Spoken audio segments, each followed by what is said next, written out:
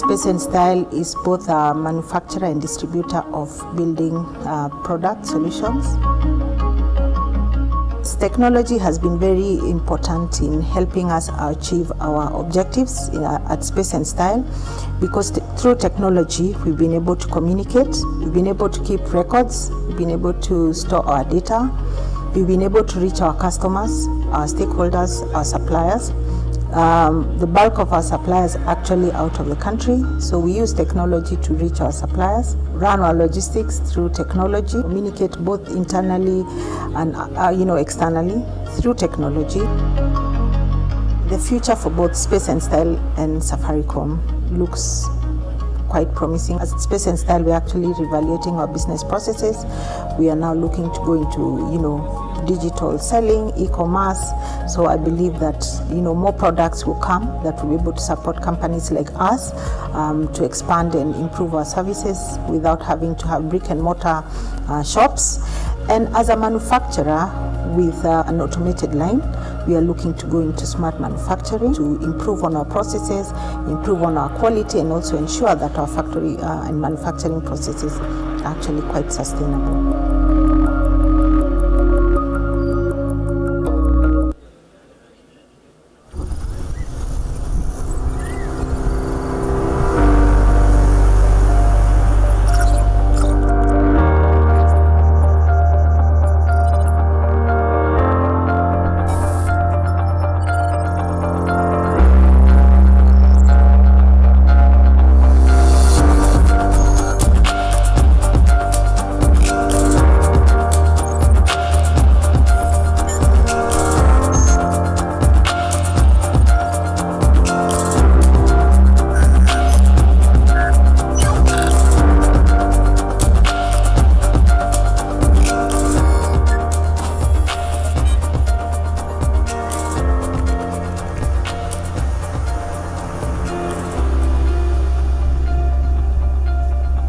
The 12th edition Connected Summit 2023 Digital Economy. Endless opportunities shaping our future.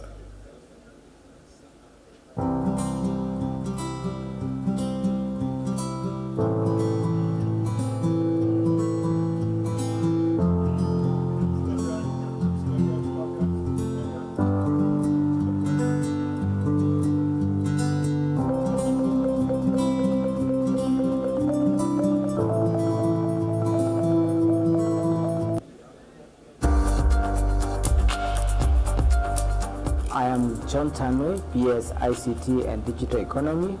I invite you to Connected Summit 2023. This is a very important event you cannot afford to miss. This is where we come to discuss issues of ICT and digital economy and how we can transform our economy and our country to be a leader in this space. Thank you. Register now. www.connected.go.ke. The 12th edition Connected Summit 2023 Digital Economy. Endless opportunities shaping our future.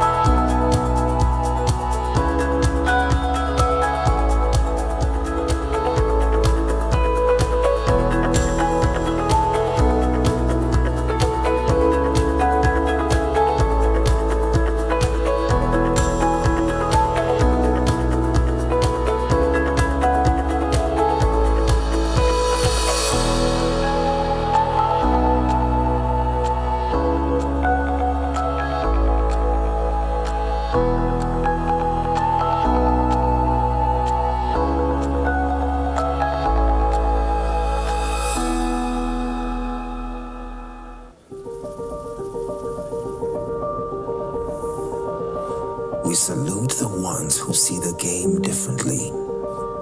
The creators, the innovators. We see the artists and the champions.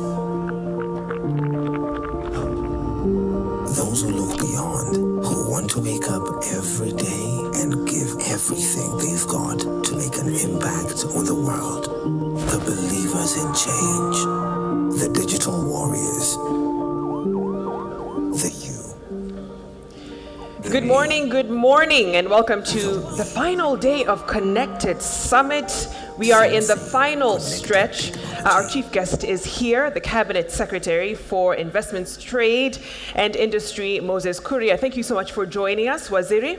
Amazing how time flies, Vicky.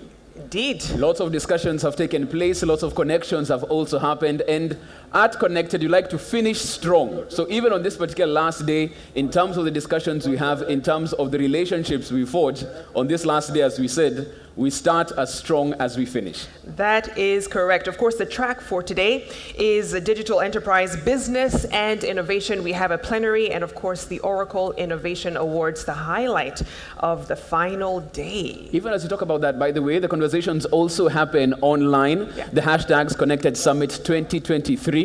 That's on hashtag. You can also use Digital Economy KE as you connect online and let all those people who didn't manage to get to Diani to understand, first of all, the amazing conversations that happened here. You can also let them know what you did on the beach, your round of golf, in case you're one of those winners. Please let them know, so next time, next year, they'll make sure to be a part of this. But as we talk about the conversations, because like yesterday, it was all about digital skills and how to make sure we grow that, and amazing what's happening in that particular space. So we had in the audience 2 developers who are part of what's happening at Sharia House, making sure that they can now have virtual assistants in terms of registering your business. Yeah. Makes it a lot easier in terms of those entrepreneurs who are trying to get into that particular space.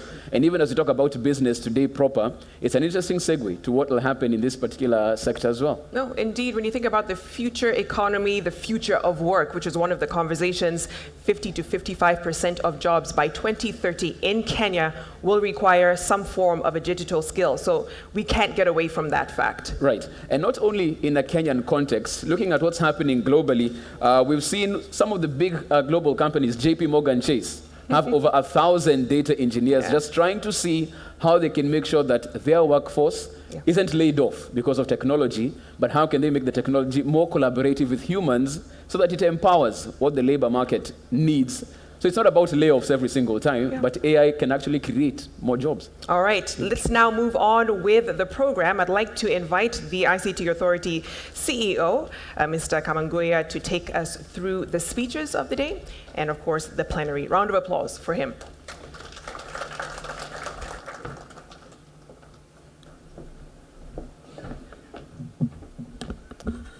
Thank you very much, Victoria and Jeff. Our Cabinet Secretary Trade, Honorable Moses Kuria, our Principal Secretary, Engineer John Tanui, members present from the National Assembly and the Senate, our Chair of the Board and the Board Directors, industry leaders, distinguished delegates, ladies and gentlemen, good morning. Good morning once again. Thank you very much for joining us in this last day of our Connected Summit. It is my hope that we have had fruitful engagements and also have had a bit of fun. I have seen that a number of us have very interesting move. I was watching keenly when we were having the beach activities. And we'll still give you an opportunity to showcase those skills later this evening. Honorable CS, we have been here for the last 3 days. We started on Sunday with a golf tournament. And the theme for this year's summit is digital economy, endless opportunity, shaping our future. And the discussions have been centered around how we can take advantage of the opportunities in the digital space to grow our economy and leapfrog our country going forward. We have therefore held a number of conversations, but most critically, the tone was set earlier on Monday by our leaders, led by the Prime Cabinet Secretary, our Cabinet Secretary in Ministry of Information, Communication and Digital Economy, and our two principal secretaries there. We have had a number of governors in different sessions. We have had Parliament very well represented, and also, of course, our partners and industry players. So we have deliberated on a number of issues. First, I think from a regional level, we have discussed how then Kenya can become a hub for trade enabled by ICT. We have also looked at the collaboration that we need to put in place between the two levels of government and other partners for us to be able to achieve the digital economy. And a number of critical issues came out during our county forum, including the issues of harmonizing our county laws to support laying of infrastructure, and also how we support the critical devolved functions like health. We've also discussed in length the issues of data protection and cybersecurity, because as we increase access online and provide services, those issues of data privacy will become more pronounced, and we have discussed some of the interventions that we need to take from a policy, legal perspective, but also how we design and build technology.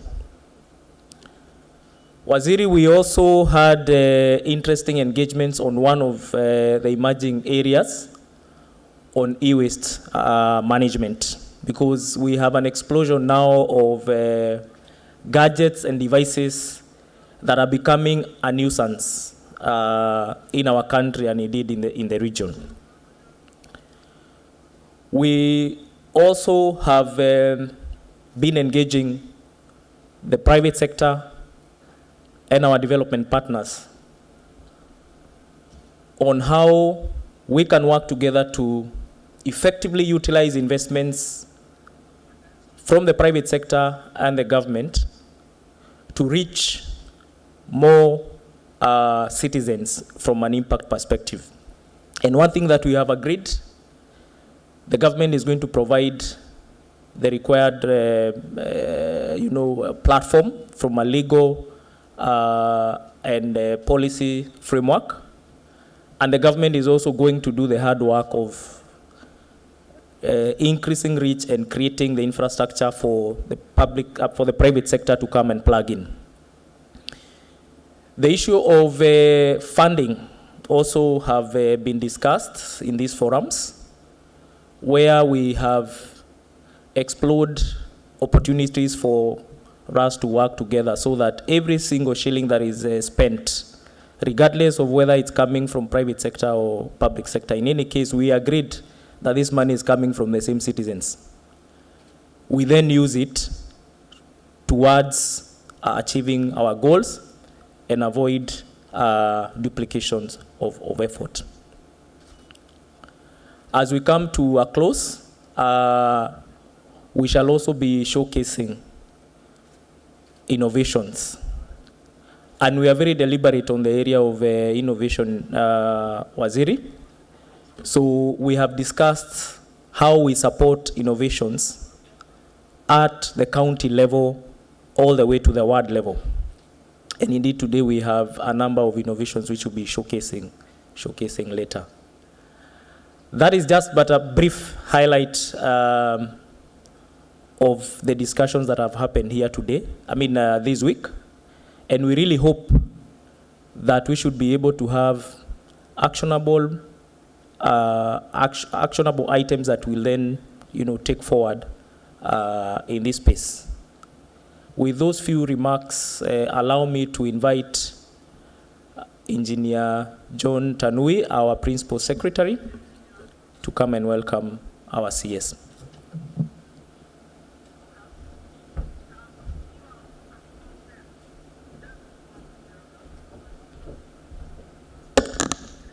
Thank you, Stanley. Our CS, Ministry of Industry, Trade and Investment, Honorable Moses Kuria, the Chair of the Board of ICT Authority, CEO, the board members, captains of industry, our members of parliament who are here, the senators, good morning.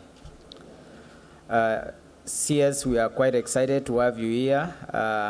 My colleague, CEO, has shared what has transpired here over the week. It's been a very engaging moment for us to meet with the industry. This has been our most premier event in the sector for the last 12 years. I think we only missed twice because of COVID. So this has a long history. Some of the great things we have in the sector, including Huduma, the eCitizen, Presidential Digital Talent Program, and many others originated from conversations which were held here. We believed also the days we have spent here this week are going to be part of our history in the future. A number of things will come here, and we are very excited to have CS here because he's a great champion of this sector. I can personally testify of that from the days I joined Consa Technopolis. Is one of the people who would call me and discuss some key issues and challenge me why I'm not taking this option or this option, and he would go out of his way and recommend people I should meet or people I should hear and learn from them, and I want to thank you for that you supported. And over the years now, you've been very good champion for this sector, and now you are in charge of industry, trade, and investment. This sector needs you. Even probably you are in the right place to support our sector, CS, and we are ready to listen to you. Here we have technology partners, we have top tech companies who are here, they are CEOs. We have also our Kenyan entrepreneurs, which you have always challenged me to see which are these companies you can champion. You would wish when you travel yourself or with the president of the region, you'd want to see champions. Many of them are here and are potential. We also have professionals. Personally, I've benefited from these programs as an engineer in the sector, and as I rose in the management, this summit played a role. So we have many professionals here who are also looking at how to grow their careers, and in the public sector and also in the private sector.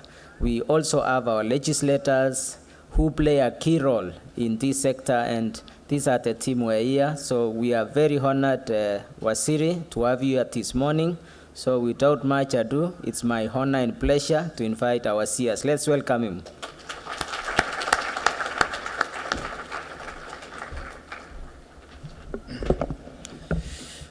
Thank you, Principal Secretary for ICT, Mr. John Tanui, the Chairman of the Board, my good friend and colleague, Silimanas Maritim, CEO, Stanley Kamunguya, captains of industries, members of the National Assembly, members of the Senate, ladies and gentlemen, good morning.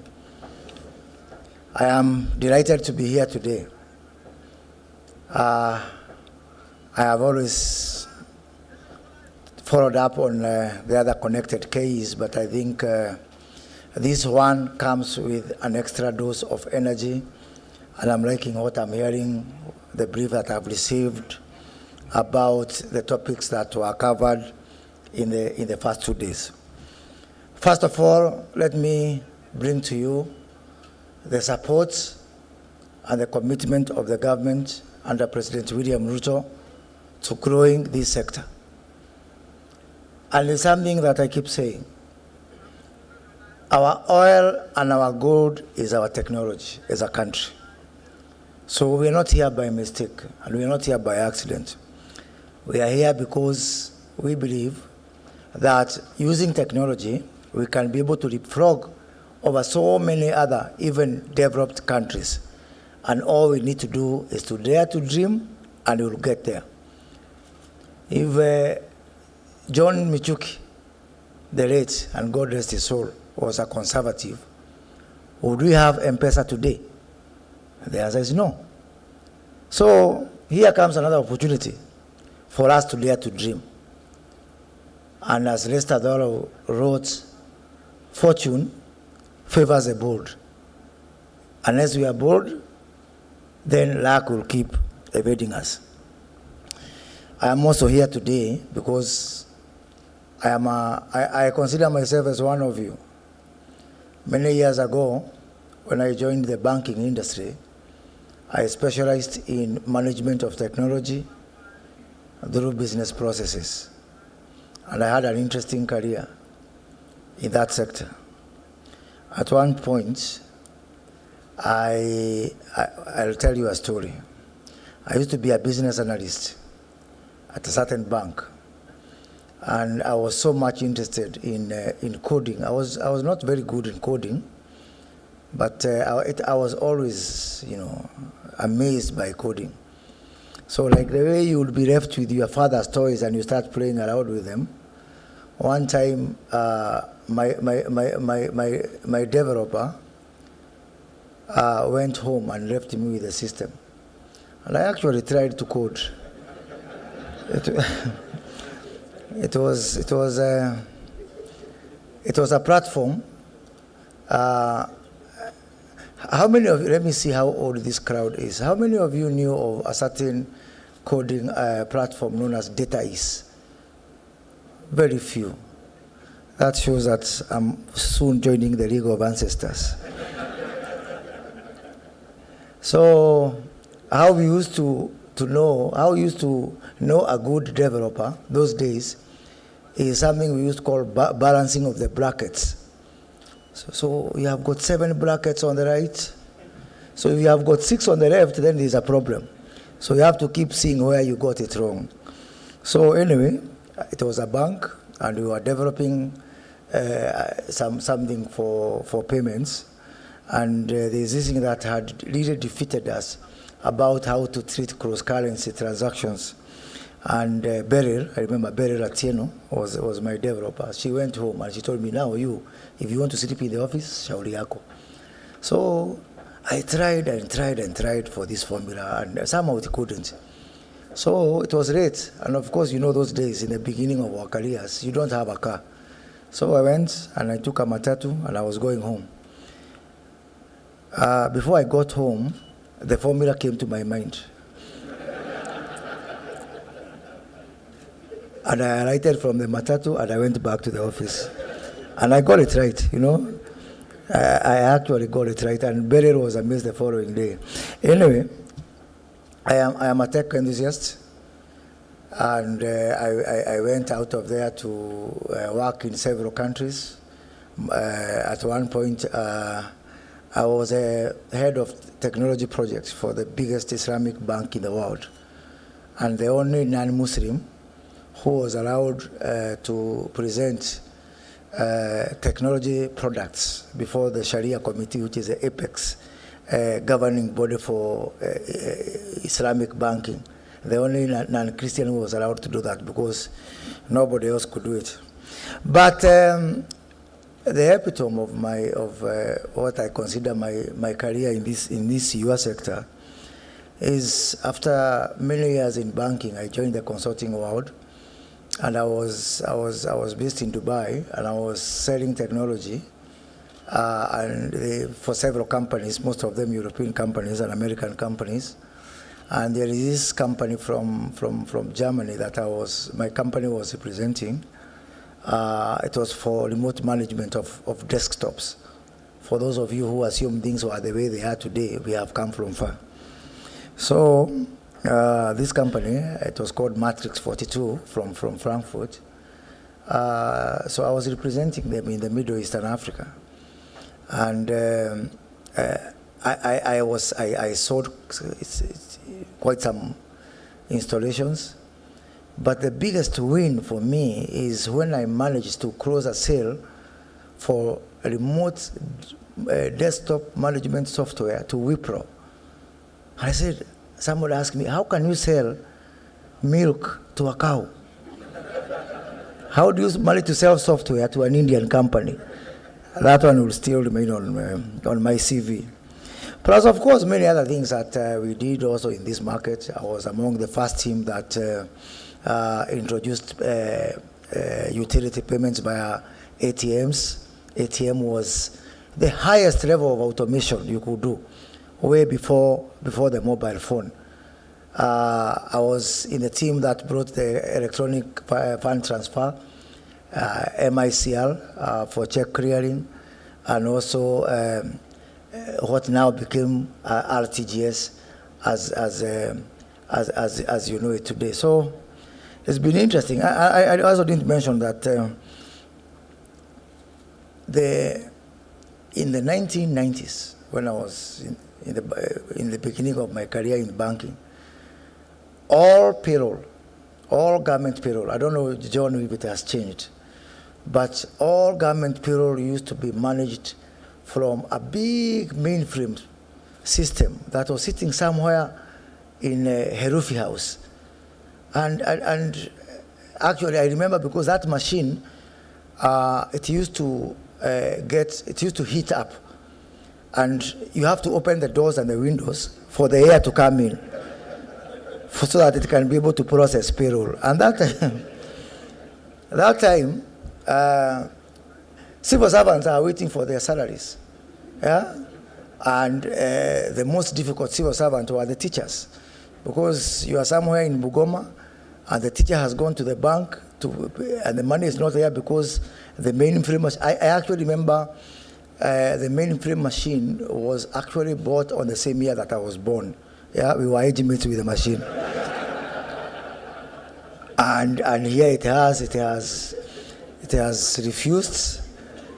So we have to give it time. Everybody out, let there be air, the windows and doors open, and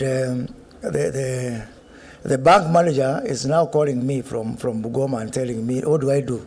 Teachers are here, and you know that the problem with the teachers that they have gone to pick their salary, and they are riding on a bicycle, and there's a jerry can for paraffin, because all that has to be done on the same day. And here the system has refused to work. So, Ian Rorimer, my Scottish boss that time, challenged me, told me, you have achieved many things. Why can't you just crack this one? So I talked to some companies, NCL that time, for those who found NCL in the market, and ICL, for those who found ICL in the market. Those were the only companies which were there in that space, only two companies. So if you do a tender, it's either NCL or ICL. So I gave them the challenge, can't we come up with some innovation to actually, transfer this to PC? Remember that time, that is the year 1996, and 97, 98 there around, and we've just, the biggest technological innovation was Windows 95. Windows 95 has been launched. So anyway, to cut a long story short, so we tried, and finally, NCR promised to deliver a machine from the US, which can, you remember the period that time, that machine, the output was those reel-to-reel tapes. I don't know, many of you may never even have found them. You know, for those of us who are from my generation, we used to see them in the Kenya Film I've seen the Kenya Film Corporation, I think they are somewhere here. So those, those tapes of film, watoto ketini chini, that was the same output that government payroll was, and we managed to convert it to a very intelligent format called ASCII. And it was a big achievement for us to convert from reel to reel into ASCII. And therefore, that became the beginning of when government payroll in Kenya moved to PC and system. And by the way, I had to get, government could not fund that whole project because of they said that donors somebody was eyeing some money from donors. So they said, I told them, no, I don't have to wait for donors. So I got KCB, I got Barclays, and I got Standard Chartered Bank where I was working to fund that project. And still some people were resisting. Anyway, we can talk about technology until cows come home. Let me tell you what I'm doing now that I'm the Minister for Investment, Trade and Industry. Now, we are doing several things, first of all, in terms of tech leadership from my ministry. First of all is on the area of digital trade. And in all the agreements, in all the bilateral negotiations that we are taking through, digital trade and e-commerce is now a must.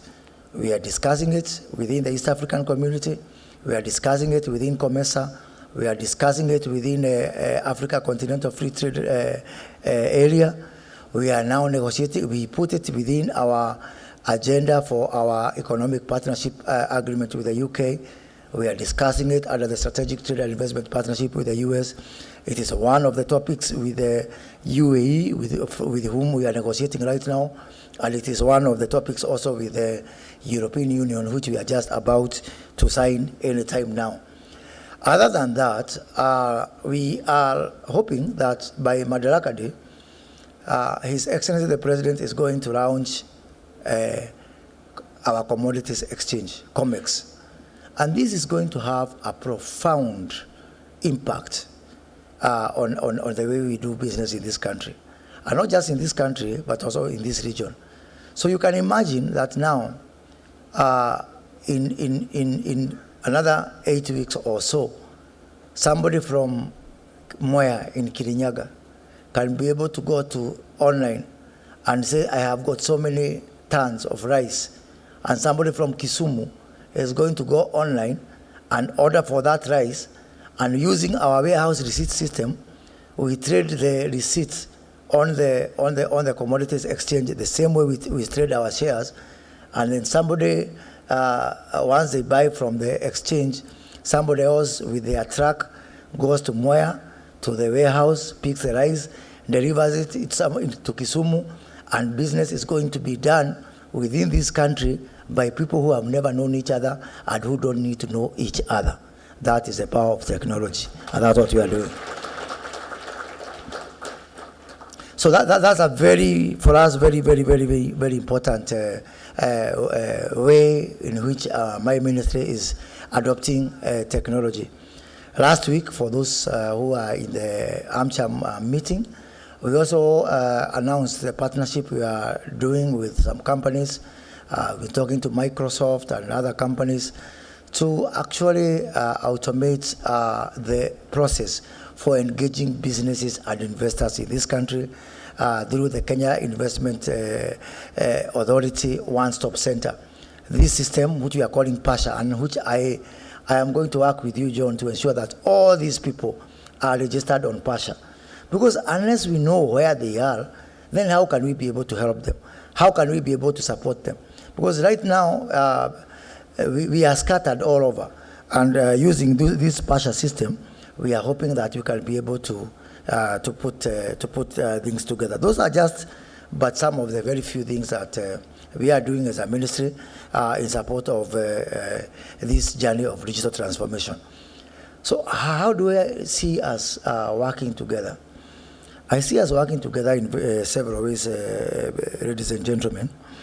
One of the things I don't like, and I've been challenging John way before he was PS, when he was a CEO at Konza, and I was a member of the ICT committee in the 11th Parliament. And by the way, John forgot to tell you that all the money that has gone to Konza, I was a champion #1 for driving that money. Unajua binadamu ni wa kusahau. John, I forgive you. I thought you'll tell these people that I robbed for you up to 11 billion shillings. Stanley is aware here, and Sylvanus, also the work we did also in the 12th Parliament. So when I was in my formative years, I spent a lot of time. I used to have an office, a business at Dubai Internet City. And that's where my support for Konza came from, because way back then, I was, from 2014, it was clear to me that we could take leadership in this tech space. And I worked with John and I worked with Bitange Demo to put the foundation for what is Konza today. But we need to do much more. If gold and oil for this country is technology, then we are not doing extremely well. In Saudi Arabia, where I spent close to a decade, if you discover oil, just one drop of oil in your house, you are taken to court and you are charged with trespassing on government property. Because you are asked, how come you went to build your house there? Didn't you know that there is oil there? And oil belongs to the government and the government only. Because that is their lifeline. And if our lifeline is technology, then we need to do much more to organize and to structure ourselves to take advantage of our oil and our gold, that's our technology. And I really want to see a situation whereby we structure this along several lines. Let's start with the most basic one, the one that pains me most. Talent. We need to do much better to manage our talent. Yesterday, I was in Embu County in an expo, and I found these wonderful kids. One of them has got some technology for predicting diseases for crops, something that we need. Another one had technology for testing or for analyzing soil acidity. Another one had this technology for managing gadgets, including putting on and off the right remote, blah, blah, blah. It's all over. Then I said, who knows these kids? Where are they? I remember there was some lady from Safaricom, and she was talking about Safaricom taking leadership of Internet of Things. And I was telling her, the things are these ones. These are the things. Don't go and look for things elsewhere. That Internet of Things, Kenya way, these are the things. And I want to challenge you as a sector leader, you are all here because you are so lucky to have gone through that funnel. Can you imagine, in agriculture, I talk about post-harvest losses. Yeah? For every 8 mangoes that leave the farm, only 2 make it to the market. That's post-harvest losses.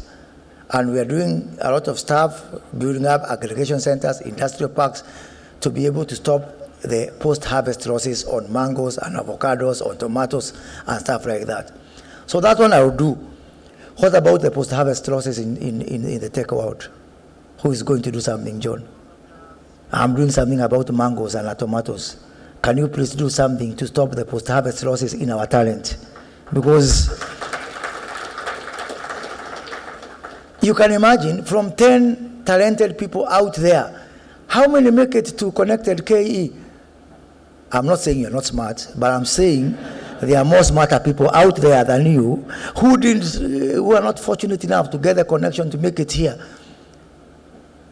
And if in Saudi Arabia you're accused of building on government land, if you find oil, can we criminalize having any talent out there that is not harnessed and that is not given an opportunity to become the next Microsoft and the next Meta and the next Google in the world? How do you know?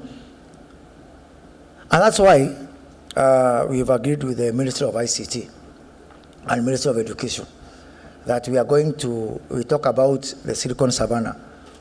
And Ambassador Meg Whitman, my good friend, has challenged us to take advantage of Silicon Savannah. So we've agreed that from primary school to secondary school to colleges to universities to villages, we are going to have Silicon Savannah clubs from all those levels. And I want you to invite me, John, to launch the Mulot Silicon Savannah Club. Because if we have these clubs, we used to have 4K clubs for agriculture. So the Silicon Savannah clubs are going to be the equivalent of the 4K clubs, so that we are able to identify these talents right from primary schools. We killed everything that used to help us to harness talent. The science congresses, I don't hear of them anymore. So save yourself first, save your world, save technology. Let's have this Silicon Savannah Club so that we can be able to move there and to structure and to harness our talent and to ensure that no single talented kids, you don't have to be rich, you don't have to have rich parents, they don't have to take you to a coding boot camp. Most of you can afford for your kids. But even for that kid, son of a farmer who has no shoes, let's work together to give that kid an opportunity, because who knows, that could be the next Bill Gates, who we are wasting. So as we sit here and we enjoy this wonderful gathering, let's all work together to ensure that those kids out there who don't have the same opportunity or lack, that also they have, they are part of that. So that's about structuring talent. After we structure talent, I want us to structure businesses. And there is a lot of fragmentation of tech businesses. Today, I can't tell you who are the software companies, who are the infrastructure companies, who are the security companies, who are the business intelligence companies. So because there's no one single way of recognizing these businesses. So again, I've instructed the Kenya Investment Authority to work with John and the team at ICT to ensure that we, as Kenya Investment Authority, invite you so that we know you register with us, so that when I'm asked we want to support software companies, I know where you are. Sasa hata tukitaka kuwasaidia, tutawasaidia mko wapi? I think, there's a lot of disorder in this sector. And John, let's work together really to structure, and I'm not saying just small, I'm saying startups, I'm saying ongoing businesses, I'm talking about multinationals, and I actually challenged multinationals last week and they responded very well. Let's all come together as government and the private sector so that we are not saying we register you so that we regulate you. I don't know why you still fear government. We are not for regulation. We are registering you so that I know this is company X, it is in software, this is company Y, it is in infrastructure, so that tomorrow maybe there's an opportunity. Maybe I need to have a discussion. Maybe I need to work with you. In the month of February, I visited 12 heads of state from Africa, East, Central and Southern Africa. And 6 or 7 countries, heads of state told me, we want you to bring your tech companies to help us in our digital takeoff. Today, if I ask John, who are these tech companies, even John will struggle to know who are these tech companies, because some of them, it's not just the big companies that we know. So, if you are a tech, you are in charge of data. I have data on agriculture, I have data on exporters, I have data on manufacturers, I don't have data on tech. Who are the owners of data? How ironical can that be? So let charity begins at home. Be structured. That data you're selling to others, I will tell them, before you buy any data or any technology from Kenyan companies, ask them how well structured they are themselves as an industry. Because you are applying data and structures everywhere. You help us to make our businesses efficient and cost effective. Why can charity begin at home?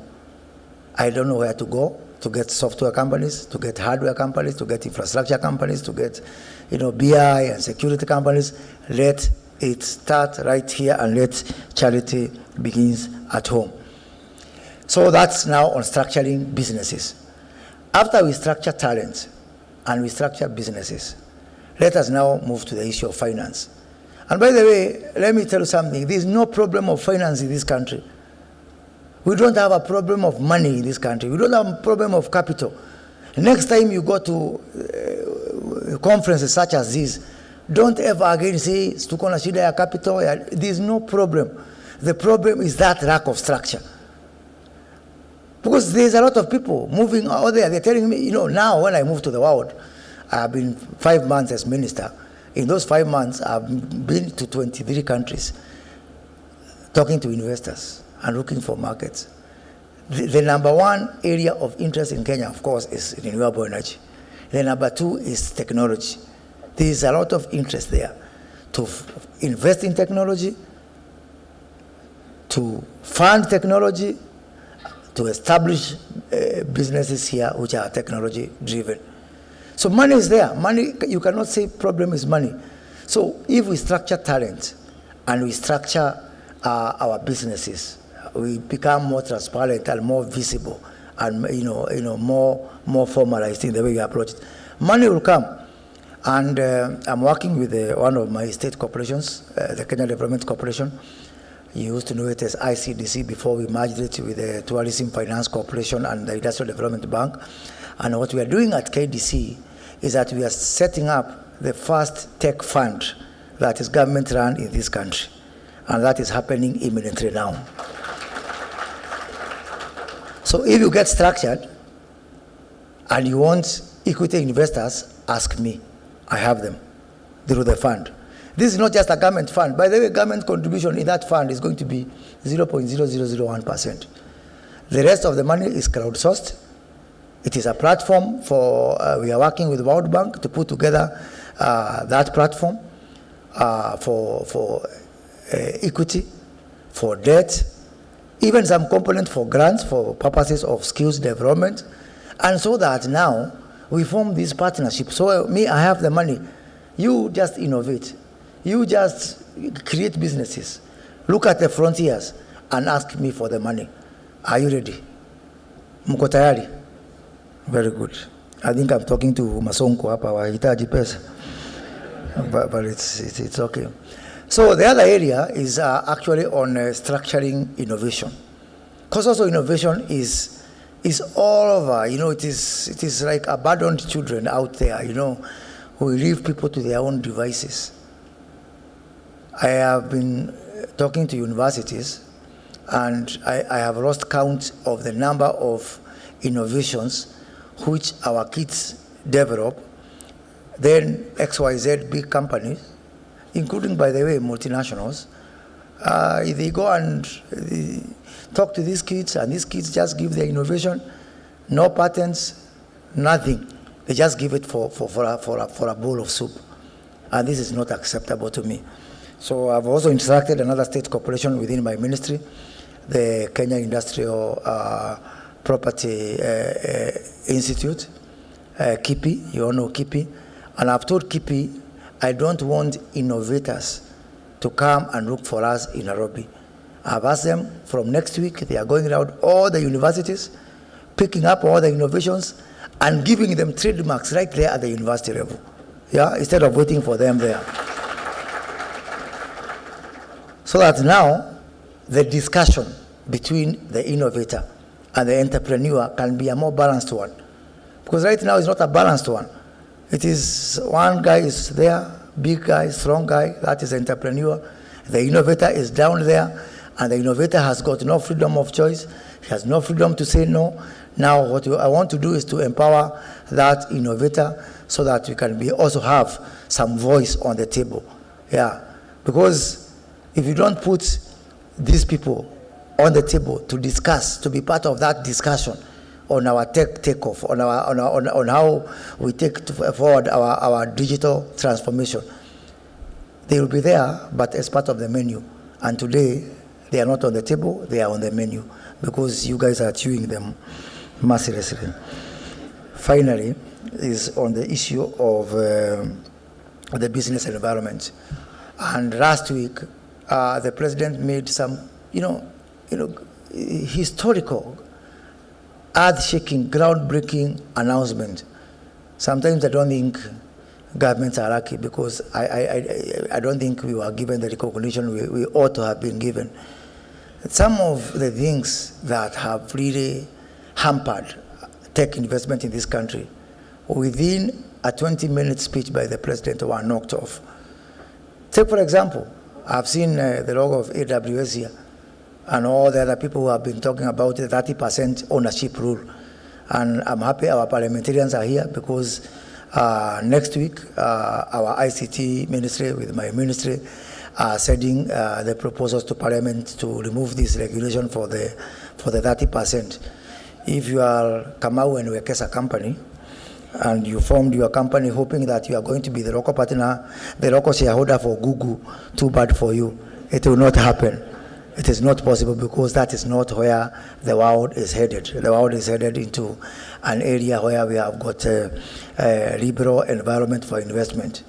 The issue of tax, withholding tax for and VAT for, and actually even excise duty for export of services, we are sending proposals to Parliament through the finance bill to get rid of that. So that if you are here in Nairobi or Mombasa, and you want to do business in Tanzania, right now what's happening is that when you get paid, we are taxing you because of exporting that service.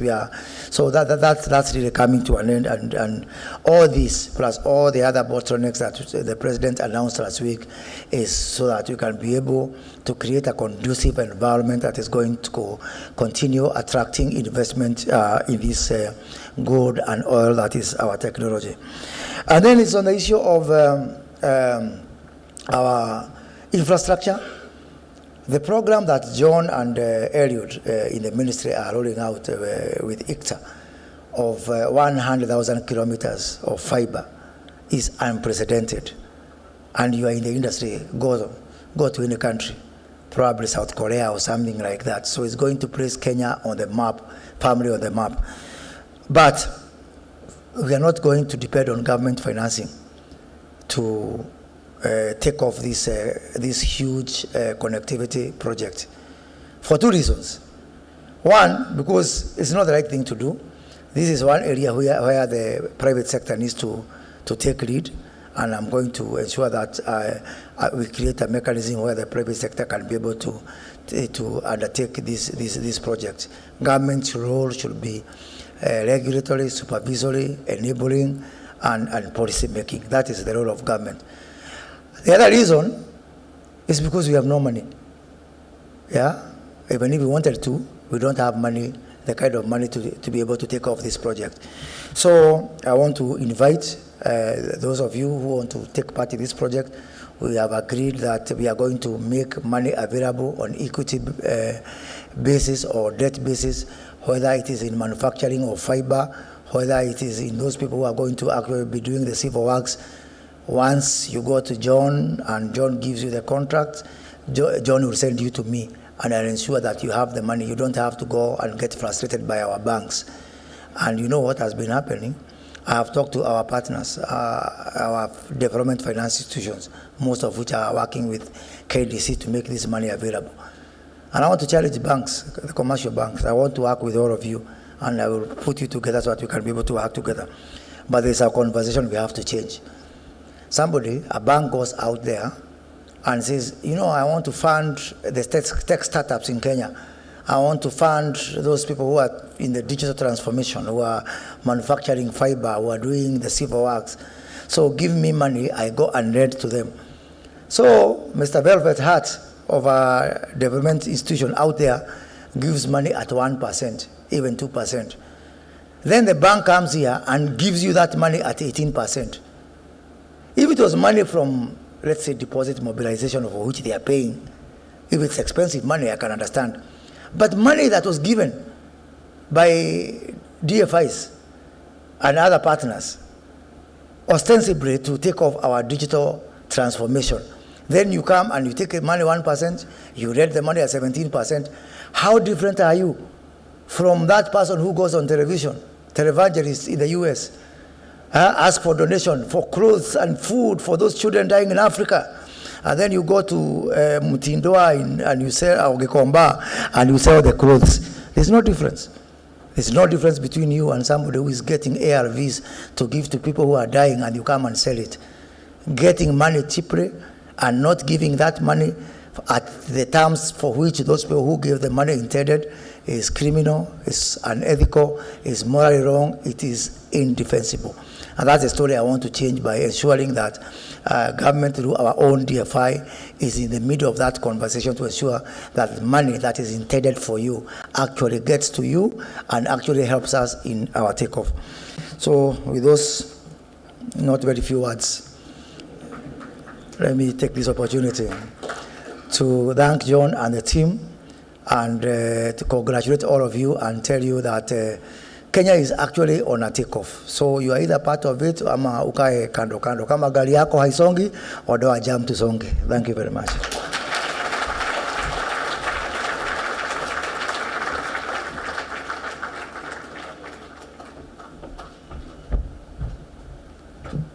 Thank you very much, Waziri.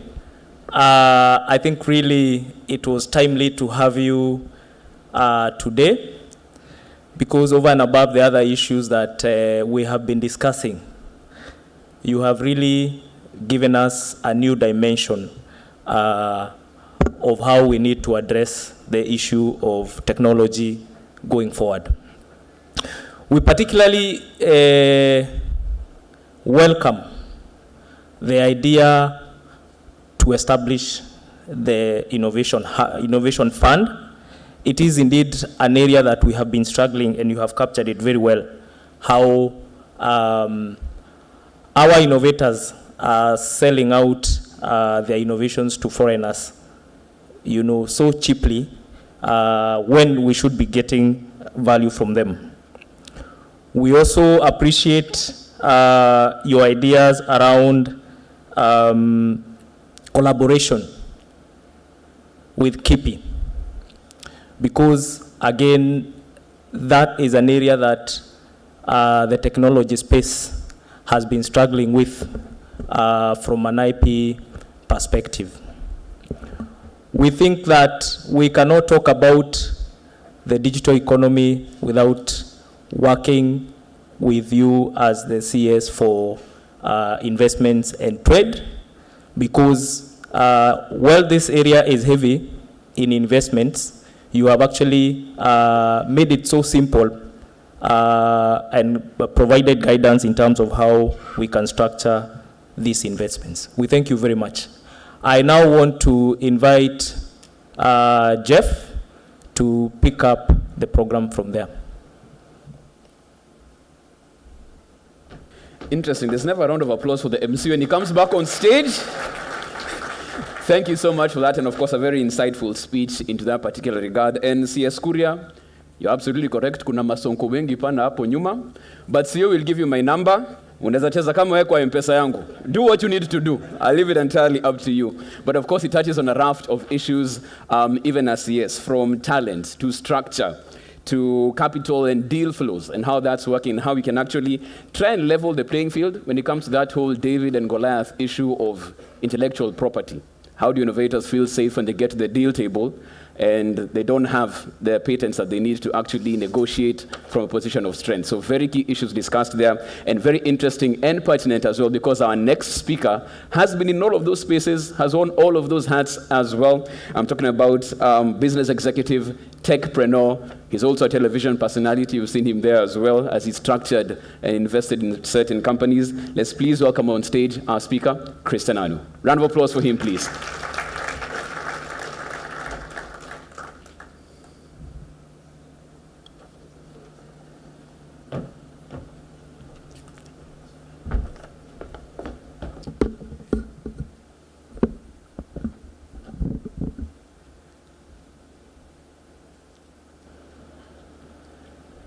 Honorable CS, Honorable PS, Board Chair, CEO, Senators present, MPs, fellow CEOs from the tech industry, ladies and gentlemen, good morning. Very honored to be here today to give this context-setting keynote for the session that's about to happen.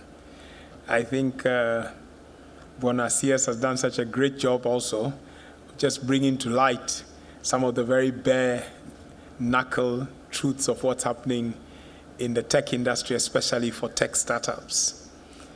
And as the world moves digital and disrupts all our lives and what we do and how we do business, there's nothing more appropriate and timely than such conversations. We live in a time of digital disruption in which people, businesses, and industries are being transformed by this rapid technological advancement. From social media to what we are doing in artificial intelligence, this revolution is affecting every aspect of our lives, changing the way we work, the way we communicate, and the way we do business, most importantly. Therefore, understanding how the companies that are successful are actually doing it, what they have done to adapt, what they've done to be thriving, then becomes very important. The digital economy in Africa is rapidly growing and has the potential, of course, to transform the continent's economy. And one statistic that is very important for all of us in this room today is that IFC's valued the digital economy at 180 billion, but more importantly, not the 180 that it is today, the trajectory or the projections are that by 2025, we're looking at around $800 billion. However, despite this growth, African entrepreneurs still face significant challenges. And the first one is always cited as access to funding.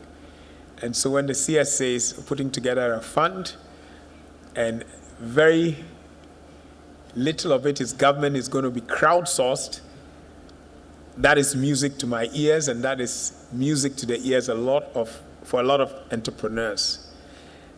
As an investor in the tech industry, the one thing that I've always told people is that there is no lack of innovations. There is no lack of creativity. There's no lack of entrepreneurs wanting to go out there, start businesses and create jobs and create growth companies that can pay taxes and grow our economy. But that lack of credit has been one of the things that has prevented it. Obviously, sometimes we've lacked the infrastructure. Sometimes it's the poor regulatory environment. But the more critical factor is that only 20% of the businesses that start, the startups in general, have access to proper formal credit and the right licenses to operate. And this, of course, is changing very fast with the digital platforms and systems that we have for affording credit and for giving people licenses. In the past also, particularly our creative industry has been overlooked as a major contributor to the African economy. However, we've seen that creative industries are changing dramatically. Why? Because of the digital platforms and the digital technology. These technologies have enabled new forms of storytelling, content creation, and content consumption, because gone are the days when you waited for a program to come at a particular time that you have to consume from your TV in your living rooms. Last year alone, $177 billion was spent on film, on gaming, and animation production around the world. 177 billion. And I'm asking, or I'm saying, I believe 1% of this belongs to Kenya. 1% of this pie is $1.7 billion. I believe this belongs to Kenya. So the question becomes, what steps must we take in order to attract just 1% of $177 billion of this production? I know Netflix and a couple of content platforms have begun production here, but the question is, can we accelerate that? Because the creative industry has a lot of potential to bring us opportunities. And because of the digital platforms, we can do this. In 2022, African startups raised $3.2 billion in funding. 3.2 billion in funding. Then the question becomes, if the entrepreneurs are there and the funding is there,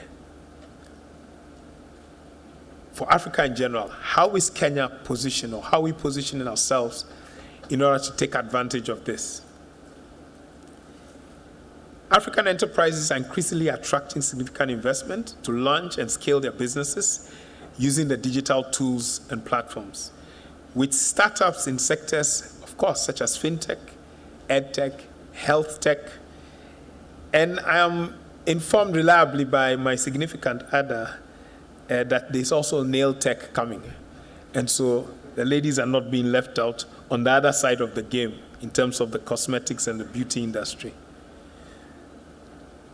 Success in the digital era requires a thorough understanding of the African ecosystem's unique opportunities and challenges, as well as a commitment to innovation and collaboration. We can't do this by ourselves. We can't do it by being an island. We have to collaborate and partner. African businesses and creative industries must use digital technologies to drive growth, to create jobs, and improve our livelihoods around the continent. I believe it is our time. I believe data is what will drive us to the next level. We have a lot of information. We need to do the analysis that is necessary, but we are totally ready to take up this digital era and put Africa at the frontier of the world map. Thank you, and have a lovely day.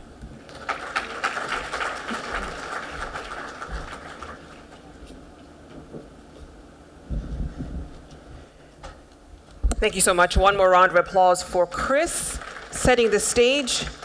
And nail techs are not just the preserve of the women, Chris. They're equal opportunity service providers. So those of the male persuasion, they are ready to serve. Let's move on to the panel discussion now. I'd like to invite Andrew Lewala. He's a Chief Executive Officer at Kenik to lead us through the discussion on corporate success strategies in the digital era. Round of applause for him.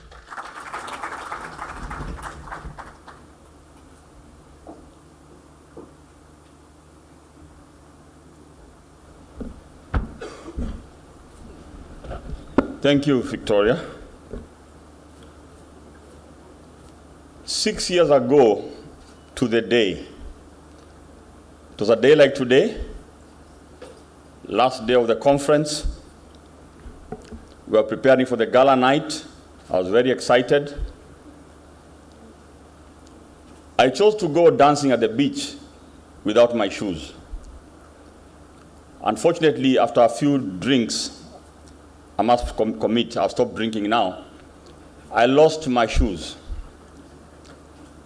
And in the morning, I was meant to catch a flight back to Nairobi. I had only one pair. I wear size 12. I could not find a replacement in Diani. I took the bus to Mombasa. I flew back to Nairobi barefoot. So I'm celebrating that anniversary today, and that's why I'm barefoot.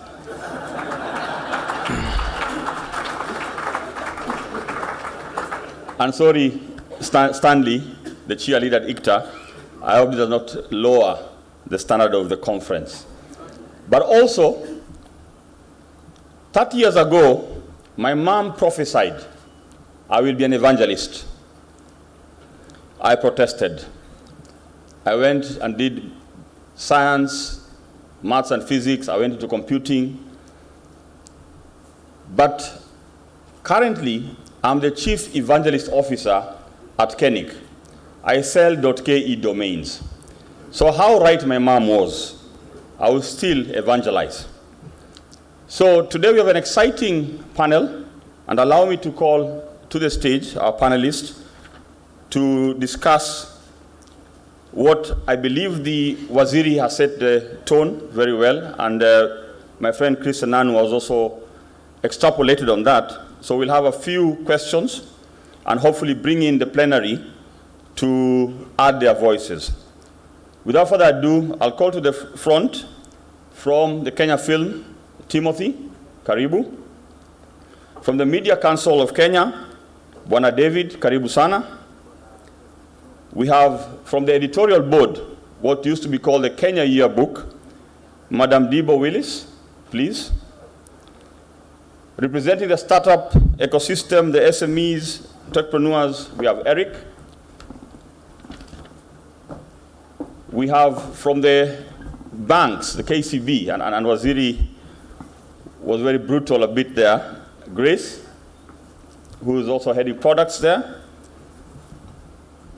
We have Alfred also joining us from the regulator, and I'll be moderating that panel. Is Alfred? He's making his way.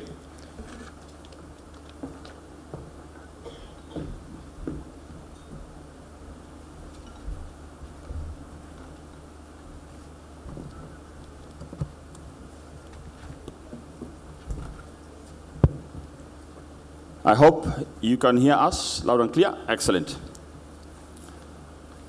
So we'll get right to it. The panel was dubbed Corporate Success Strategies in the Digital Era. I believe we are all in agreement that the hypothesis question, which is digital transformation the key to business survival? There's a loud answer. Indeed, it is. Yes. And if it is yes, what should we pay attention to? So we'd like to sort of hear from the panelists, their voices along the sectors they represent, on the big question. We hope that in this panel we'll meet three objectives. The first one, stimulate a conversation around where the opportunities lie. And thank you, PS. Yesterday, I think you started enumerating some of the opportunities. And Waziri has also painted a good picture. Number two, what are some of those trends post-pandemic that we see the trajectory for the digital era present? And finally, we'd like to also hear your voices on how do we stay agile, adaptable, and innovative. It's good to say we want to do these things. Can we do it sustainably? It's a question that also the Prime Cabinet Secretary posed to us.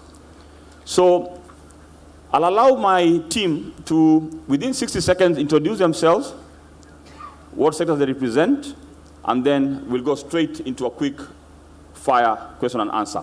I'll start to my extreme left, please. I hope the microphones are all in order. Yes, good morning.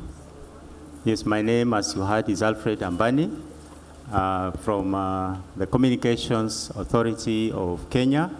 I am working in the department that does the licensing and regulation of multimedia services, broadcasting as is commonly known.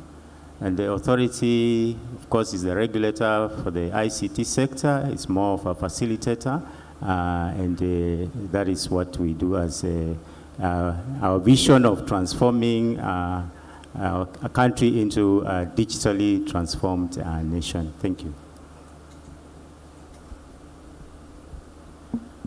Ladies and gentlemen, good morning.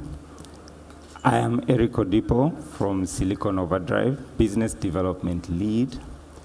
At Silicon Overdrive, we assist customers and organizations in their digital transformation strategies, in particular, cloud strategies. Our key partner in that is Amazon Web Services. Among the industries we work with are startups, SMEs, enterprise, and also the public sector. Thank you. Ladies and gentlemen, good morning. My name is Timothy Oase. I'm the Chief Storyteller at Kenya Film Commission, whose vision is to position Kenya as a global hub for film and TV production. Our mission is to market Kenya as a filming destination.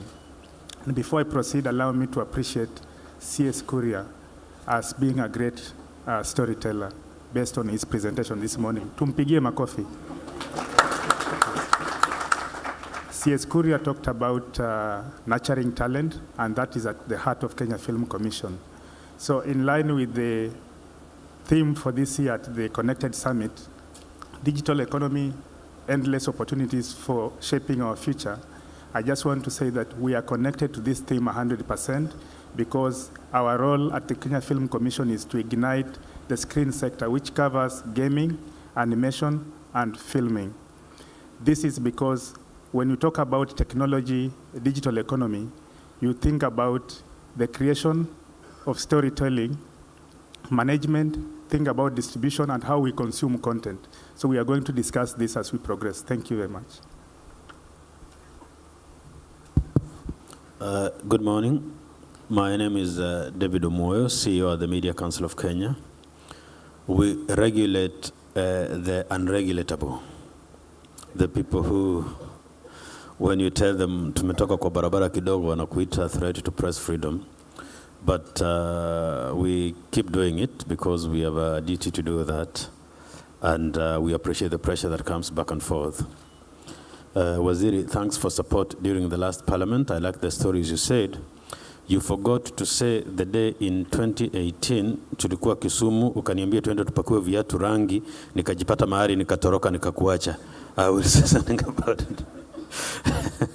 Anyway, thanks very much, and we hope to share about tech and the media and how we have moved from circulation to eyeballs. The people who saw the stories, the money you get, not the number of stories you write or papers you print. Thanks.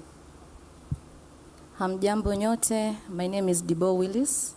I am a Mandela Washington Fellow, currently serving as the digital lead at the editorial board of the Ministry of Information, Communication, and the Digital Economy. What we do at the board, I think we have a visual representation of it. Everyone has this broadsheet. This is one of our publications. I'm excited being in this panel, seeing that we had to adapt as well, and also focus on both legacy and new media in regards to publication.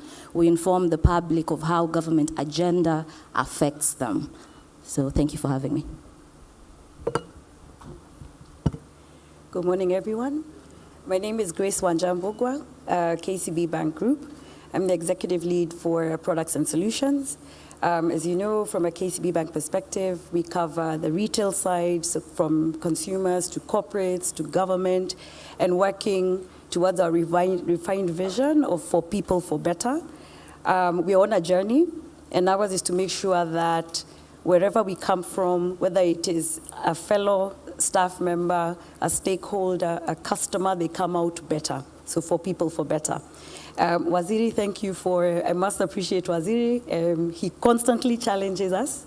And I have a lot of respect for you, Waziri, in terms of your passion for solutions. I think that have enabled a lot happen in this country in a very short time. So, in fact, I thought you'd be harsher, but thank you. Thank you. Right to it then. Grace, unfortunately you're next to me, and you said Waziri has been kind to you. So my first question to KCB, you develop products. What philosophy then do you use to support this sector? And I think Waziri challenged us. Then how will you improve the business environment and the customer journey in terms of understanding digital and supporting digital? Thank you, Andrew. That's a bit of a tough one, I must confess, especially because, as most of you know, we are what most people would consider a traditional business, right? So we have always known that we keep money, we give loans, we do your payments, and that's our going concern. But as time has moved on, we found ourselves in a different space. We have had to think very, very differently, very, very quickly. Because a couple of things are shifting. So I don't know if it's we don't have a single philosophy, but let me try and do in 2 minutes what it is and the approach we're using. So right now, I think as you've all seen, we have a shifting customer. The customer is younger. Me, I'm more of the customer of the dying age, but the younger one is coming. They're more technological savvy.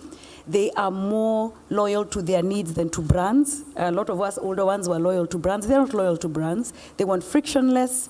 The attention span is limited with technology. So that is what we're dealing with going forward. And one of the questions you ask ourselves is that sustainable into the future? Can what we do today take us into the future with this new customer? And this customer is beginning to run businesses, is sitting in this room, and is the future. of the country and the region. So that is a key aspect we have to remember, changing customer. So back to for people, for better. So that's one of the philosophies. And the second one is the fact that, because the room is tech, and there could be a lot of startups that are in this room, is to think about what's happening globally.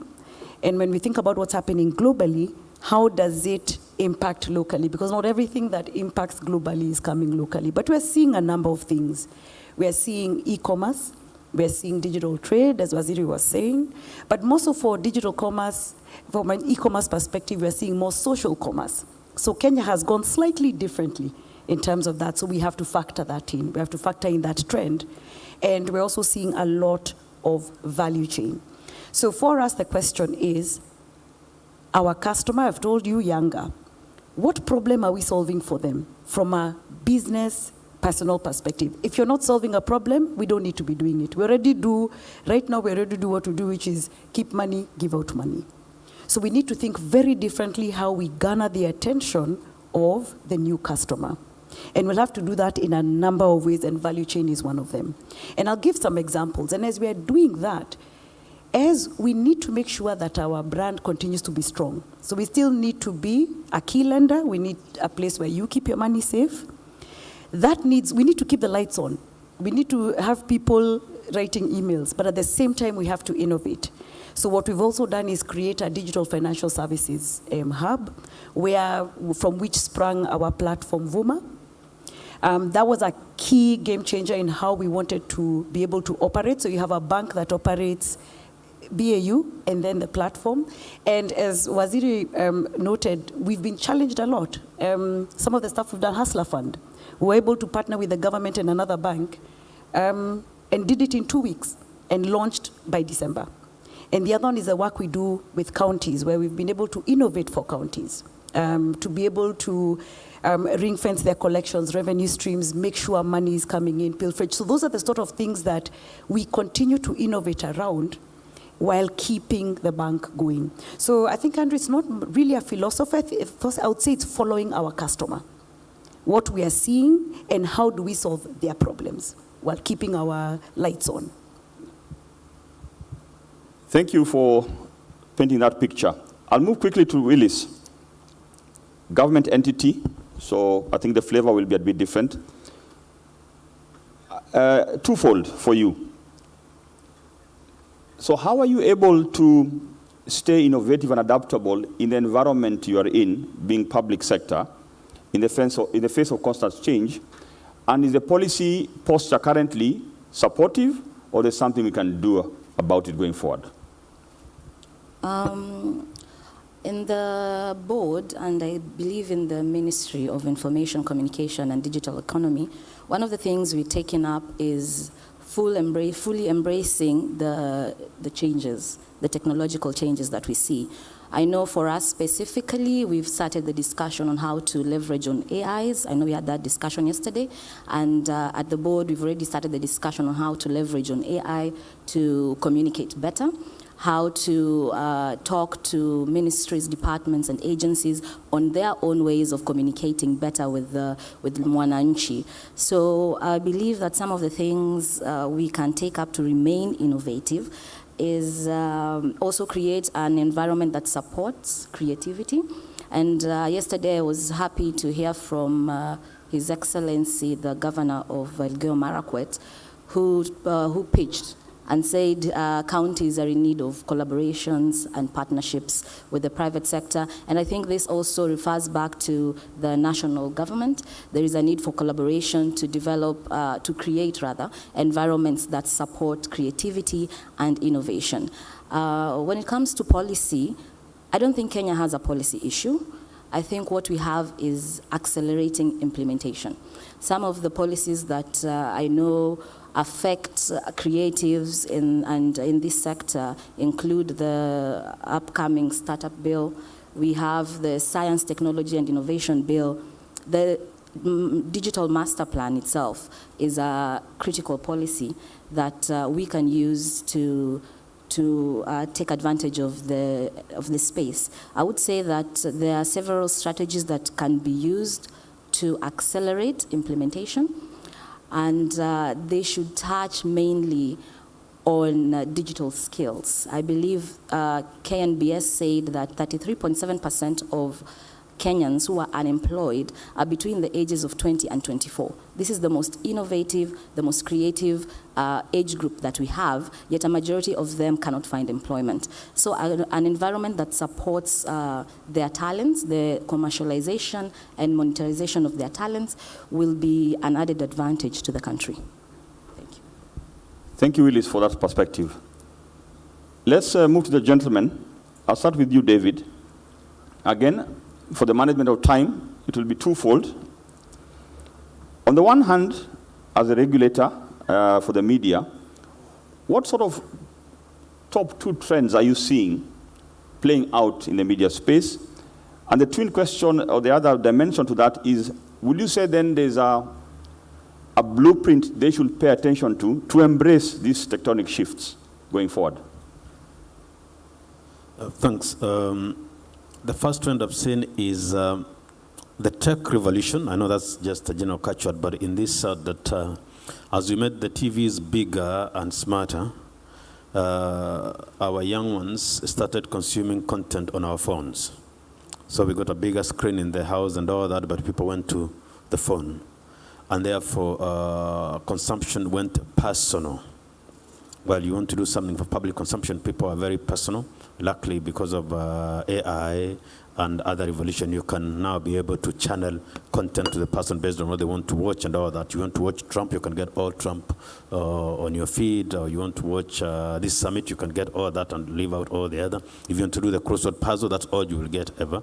So what we are going is that you can do all the content that you want as a media house, but using AI and other technology to aggregate that so that individual consumers get that. So you're in one house, on one Wi-Fi, there's someone who wants news, someone is just sports, someone is just international news and all that. It's no longer that one screen that binds the family together like the dinner table. So that's one, that therefore calls for the content developers to appreciate the work of aggregation, and it is AI-led aggregation. That we can be here, all of us. We have one screen here, everybody ignores, but everyone, because of your gadget, you're consuming whatever you want from one pool. That's one thing. And number 2 is then the monetization aspect, because we are following a crisis of sustainability. And I said earlier, we have moved from then the numbers or the number of viewers or the number of copies produced to the eyeballs. How many people watched which story, and at what point will you be paid by cents, whether it's Kenyan cents or you or dollar cents and all that, so that then the monetization, all of us can be here, watch different things. What has gotten more viewers, the content developer gets a little more shillings than the one who has lesser viewers and all that, and we're not forcing everyone to watch one common screen and all that. So that entire aggregation, AI-led and really private, is what we haven't really realized, so that then we put less and less investment in a public consumed space into a more personal space. I read somewhere this morning that in the coming days, when you go to airports, you walk to the screen, you'll only be seeing your flight and your detail alone. And everyone else walking to the common screen will see theirs alone. That means that they'll be able to pick your eyes and all that, or your features and all that. I think we're moving there into media consumption, where there is general consumption, but what is escrowed or sent into your final gadget from which you consume, is that what you want, and everything is filtered out. And I think that's major evolution that as a media sector need to embrace and think around it other than fight. Thank you. Asante. We'll sort of make some minor deviation as I pull Eric in. I think on the back of what Chris was sharing, let's think about the startups for a bit and the SMEs. You mentioned that you're helping them on this journey. So how exactly are you doing that? Could you give some examples, Eric, in terms of how you're helping them navigate this digital era? Yeah. I think, thank you, moderator. One of the joys of working with startups and SMEs is just being able to see the transformation that comes upon them, or they experience when they begin to embrace digital transformation. At first, the term sounds big and obscure, which is a fault in the tech space we have to correct. But when they get to see what it really does and what it means to them, and you see the transformation, it's very rewarding and it's very refreshing. I want to give a small story of a young entrepreneur that I met and had an opportunity to mentor, and the transformation that they experienced, and this story can scale up to any organization. So this young lady has a company, a small creative company. She's a startup trying to make ends meet. And then she's wondering, how come my business can't grow? How come there's a level I can't reach? Because I know I can help enterprises, but I'm not able to.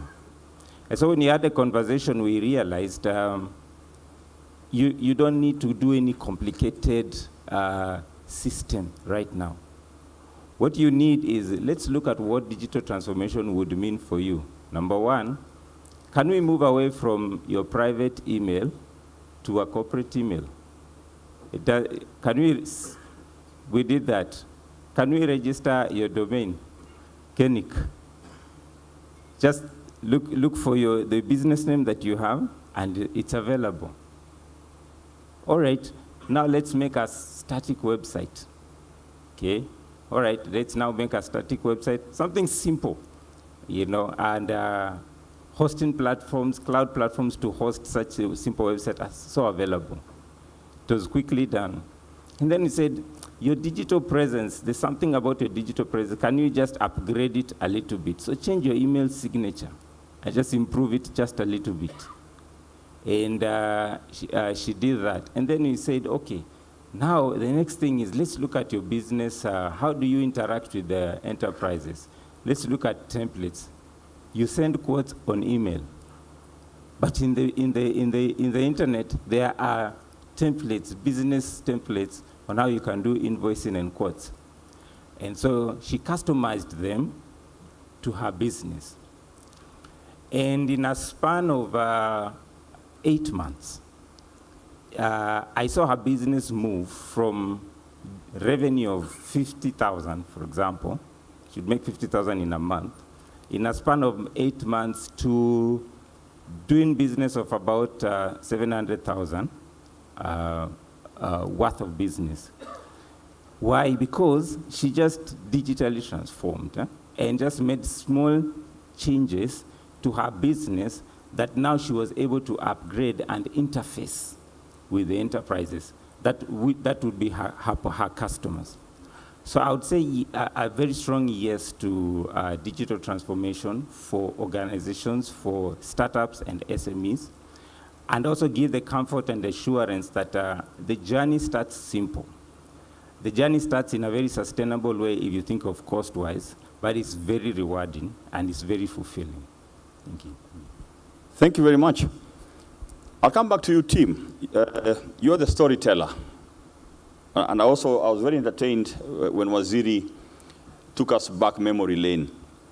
So, because you deal with the creative sector, draw for us some linkages you see between the storytelling and what we are calling the digital economy. And as you unpack that, are you seeing any disruptions to the creative industries? Is it going to continue, or we will see a lull before another hype? Thank you very much. To start with, digital transformation has actually created room for more people or storytellers to air out their stories, and also to be able to look at most innovative ways on how to be able to tell their stories. There are 4 critical areas of focus. 1, creation, which involves innovation. The next one is on management of the entire value chain from creation to consumption.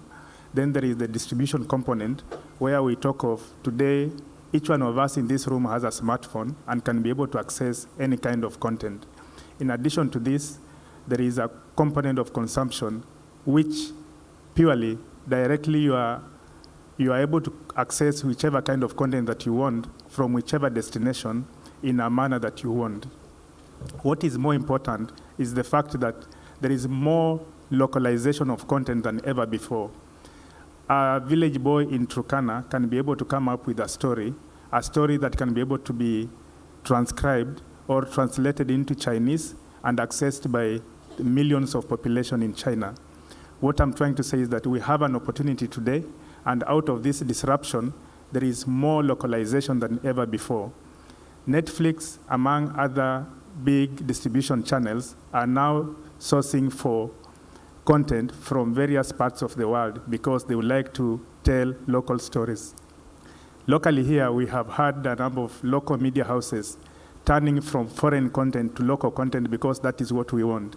So yes, to answer your question, disruption has created an opportunity for content creators. It has also created an opportunity for tech companies to be able to channel more pipelines as a means of distribution of content, and that's why you find most telcos today are our critical channels of distribution of content.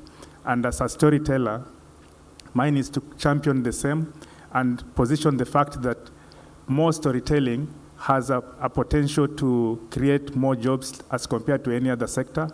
Beyond this, we can be able to create a cohesive society.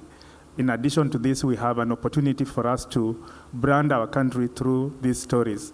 What do we need to do? We need to apply the following key pillars. Create a film-friendly environment, ensure that we are able to move local stories from the villages to the cities, and be able to take this up using tech opportunities through app applications so that we can be able to tell these stories the best way possible and monetize the same. The other key component is legislative framework as well as key policies that will be able to provide an affirmative action for the creative sector to have a pole position in the country's planning. With this, I believe we can be able to position the country, put ourselves in a position where we are able to create wealth, jobs for our people, and also create an understanding among ourselves. Thank you. Thank you, Tim. As I move to Alfred, I'd like the plenary to start maybe preparing some questions. So participants, I think you can start lining those up. I'm not sure how we'll do that, but we'll be coming to you shortly. So, Alfred, Tim has created a segue to you, with the last part being sort of regulator. And you are part of the team that looks at multimedia at CA. So definitely I did not leave you last, because that can be very painful for me. But we want to save the best for last. So in this transformation, especially for the people you interact with, your licensees, what are you seeing as a regulator in terms of, are you able to keep up with some of these needs from a regulatory perspective that you're seeing from the creative industry? And how are you able to actually do that? I think that's the first thing I'd like to hear from you. I think, and secondly, everyone is saying you need digital transformation to survive. Are you persuaded that that's the case as a regulator, or there's something else we are missing? Okay, thank you. I will attempt to give the response to that. But one of the things that I think needs really to be clear in terms of the role of the communication authority, and this is really key, is that the authority is a facilitator. We know that ICT is an enabler, and so the role of the authority is a facilitator, and that is cutting across the entire ICT sector. So basically what we are doing is to ensure that we are able to meet the needs and the requirements of licensees and the consumers at large as we regulate this industry. And so we, in terms of the creative artists, yes, the needs are there, but obviously there are situations whereby as much as we are doing the best we can in terms of availing the resources, there are some areas which we find that because of technological issues or it is not possible to meet all their needs. And I'll give an example. For example, when it comes to broadcasting subsector, radio, for example, at the moment, and giving an example of FM, they rely on spectrum, and we know that spectrum is one of the scarce resources. So there is a planning of this spectrum, but it's not infinite, it is finite. So if we have this amount of spectrum, and we have the players who've taken up that spectrum, there is none that will be available for new ones coming. And that's why at the authority, of course, the challenge that has been coming up all the time is that we are not able to satisfy the needs of our licensees or applicants. And that's why we now move into new areas. And in fact, it's a wonderful thing that digital transformation came, because it is something that is now enabling us to meet the needs of our licensees and at large the ICT sector. So the issue of, like for example, the analog to digital migration, even before a lot of digital transformation has been happening after during the COVID period and after, but way before, I think that was foreseen in terms of scarcity of the resources. So we have seen that there was a big growth in terms of the players. At the time we began the process of migration, we only had 14 TV stations, and because of the limitation of the spectrum in terms of one station per frequency. But when we embrace the digital technology, we are able to compress up to 20 channels in one frequency, and so there has been a ripple effect. And from that time up to the last quarter, we basically, that is December 31st, we have slightly over 300, for example, TV broadcasters who have been licensed.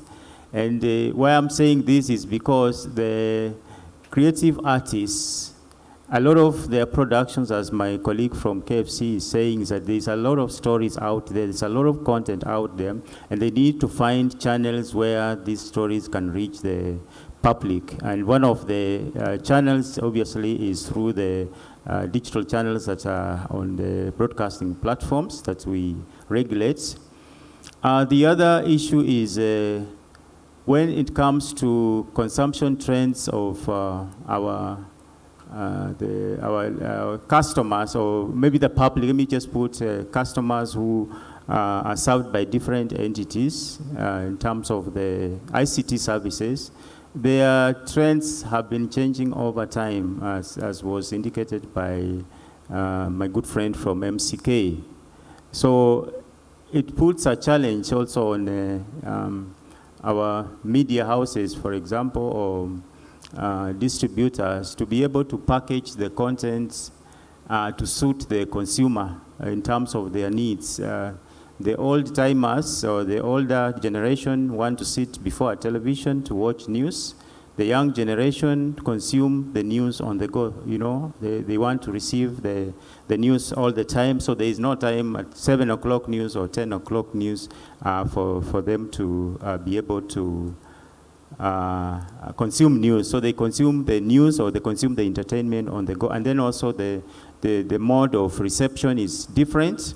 And that is why at the authority, we are doing everything possible, including even when it comes to the international forums, where we are on the table negotiating for spectrum, because when we have spectrum, even for telecommunication services, then we are able to introduce, our licensees are able to introduce newer technologies. You see, we've been moving from 2G, 3G, 4G, 5G now, and there is already this year's conference, which is coming up in November, is going to discuss spectrum for 6G for the future. So those are some of the mechanisms that we use in terms of to ensure that we are keeping up with these demands. Of course, on our regulatory side, we have to up the game in terms of even our regulatory, the tools that we use to ensure that we are able to monitor the services and be able to ensure that they meet the quality of service expectations that we have put in place and other compliance issues. So in terms of the transformation, it is necessary. It's something that we must. The digital transformation is a must for us to survive in this competitive environment, and for that requires all of us to move into that space because of the various aspects that I have outlined. And lastly, it's just the aspect of convergence. It's here with us. Before you could differentiate, this is a device for broadcasting, this is a device for telecommunication. Now we are using more or less the same device. The services are running on the same, more or less same platforms.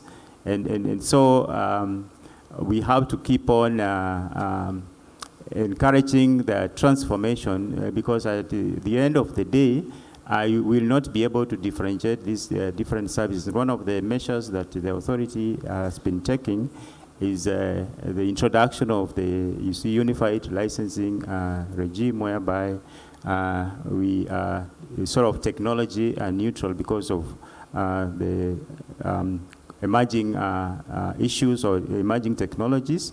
There are other areas that we may not have the answers now, but as a regulator, these are areas that we are setting up for study so that we are able to come up with the appropriate regulatory frameworks that will be able to manage those areas that are emerging all the time in this space. The technologies are very dynamic, and there are many emerging issues, so we keep on looking at them, and where there is need for a study, the studies are to be conducted, and then we put up an appropriate regulatory framework for the same. Thank you, Alfred. Very elaborate. And because you mentioned emerging issues, I'd like my panelists to think about a wrapping up question as we do the wrap up. Are we paying attention in our different organizations, the dimension of the ethical dimension, the people dimension, the environment? Think about that, because I'll give you 60 seconds to wrap up around that. As I welcome the plenary, any burning questions? I'll take 3 in quick succession. One on that side, one in the middle, and one is here. Do we have microphones, please?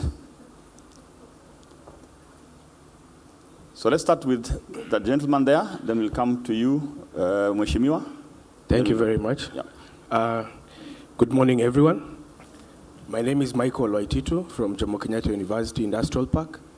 And I must say that we've been having quite an interesting Connected 2023. This is my second time to attend, and thank you for the panel that you've put together. I think mine is more of a concern that could maybe transform into a question, because we now have the regulators of the media. And David, I think you mentioned there are the people who say that media rights have been broken. But mine is, I think our mind is what we feed it. And I feel like of late, or rather for the recent years, we have transformed our media into horror. And I feel like everything that we're waking up to is breaking news, but for someone who has hacked his wife, and someone who has committed suicide, and such kind of news, an accident which was so grievous. And I keep wondering, what are we trying to tell our Kenyans? Or rather, what are you trying to feed to the nation? Even sometimes I even restrict my children from watching TV. They would rather watch Netflix and any other thing, so that I come to the house and see what they are watching. So my question, or rather my request would be, even as we digitize, can we now start featuring things like what the Honorable CS has been talking about, the opportunities, the mangoes and the avocados? Can we talk about what KJ was telling us here, Mheshimiwa, how he's doing a feeding program in his constituency? Can we talk about what the governor, Elgeyo Marakwet, in charge of ICT, was talking about, an innovation hub that has capacity of over 500 and above? I think those are the things that Kenyans need to hear, so that in the morning when you're driving to work in a jam, everybody's face is glowing. Otherwise, nowadays, if you realize in the morning, those who drive, I wonder why every Kenyan's face wrinkled here. Yeah? And if you hoot, you realize you've just irritated somebody because their thoughts are actually, not what we expect for a digitizing country. Thank you. Thank you. Very clear. We'll take them in quick succession, Mheshimiwa. And then we'll come to you, sir. I think we know who is targeted to, so they'll be ready. Thank you. Thank you so much, Chris. Normally history repeats itself. I hope you have put your shoes safe for you not to go without shoes this time around. Thank you. Now, I have realized, yesterday I was here when Joseph Savila was presenting the AI. For our children and their children. At least then, we will be part of the story. Thank you very much, and back to our hosts. And thank you to my panelists. I think you can go down now. And I wish we had more time, but for another day. Another round of applause for them, please. Remember, even as we interact and connect digitally, the hashtag Connected Summit 2023, there's also another hashtag Digital Economy KE, and I strongly suspect if we don't have a photo of the only barefooted moderator in this session, might be a slight problem right there. I'm sure it will have to go viral, that one. That Thank is you a so first, much. I think, for Connected or any conference I've ever It hosted. really is. It really is. And he's come for that photo finish, as you can see. Thank you so much, Great, Andrew. Thank you so much for that. And of course, other than that photo moment, there's a lot that has been discussed in this particular panel session, looking at products, plans, content that is not only audience specific, but also looking at the market and the needs that are there at this particular point in time. There's also that riddle we've had of regulation, legislation, and innovation, and how they can actually move at a pace where those first two don't stifle the innovation that should take place. So very many key points taken from there that actually are supposed to foster this whole innovation space, which takes us to the moment and the time. That's right. Speaking of innovation, we're just about to segue into the Oracle Innovation Awards. So out of several submissions from different tech startups, in 5 categories. So that was agriculture, fintech, healthcare, manufacturing, and public service. 10 came out on top. And we'll be introducing them a bit later on. And then we'll have 5 finalists who will then submit their pitches live before our judging panel, who will introduce a bit later on as well. But this is the exciting bit for sure, Jeff. Absolutely, and to set the stage for all of that, because it is the Oracle Innovation Awards, and what they're trying to do is make sure that all the best practice and experience and tech that they're getting from a global marketplace, they can bring and replicate and take it all the way down to a local level, so the startups at that particular level benefit from the scale and experience that Oracle has. And to set the stage and context for that, let's put our hands together for Christopher Mukua, Cloud Lead at Oracle.